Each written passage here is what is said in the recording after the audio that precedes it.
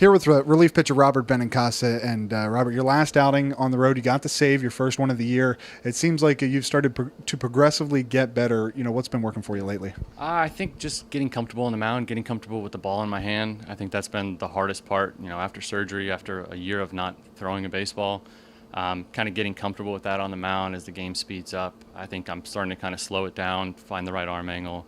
Everything's been clicking a whole lot better as of late. You mentioned the surgery. Obviously, you were here it was only a couple of weeks last year before you went down. How stressful and how much focus does it take to really stay focused throughout that rehab over the year and then spilling into this year as well? Yeah, it's a grind, and they told me from the beginning that if I was going to have surgery, that I got to be committed to a full 18-month process. I'm trying to stick to that.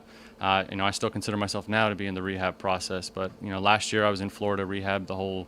Until September, and then really took my off season, away from everything because I kind of treated my rehab as my season.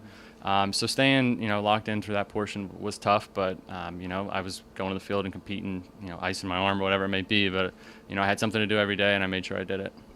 You actually became the 10th different pitcher this year to record a save for the Senators. It seems like there's a really good group of guys down there, and obviously there's a good group of guys that have came and went. Most notably, I saw everyone today watching Coda Glover in the clubhouse. Absolutely. I mean, from the time that I've been here, we've had a great staff. The pitchers, the relief pitchers, the starters, they've all done good jobs. Everybody's been able to compete. Everybody's competed their tail off, and we got guys that can, throw in the end of the game, the beginning of the game. We've had relievers have to start games. We've had, relievers stretched out longer than they may be normally used to. But I think that just tells you how good the staff actually is and how versatile they can be. Yeah, now this is actually your parts of 3 years now. You've been here in Harrisburg, and this is certainly record-wise the best team you've been a part of.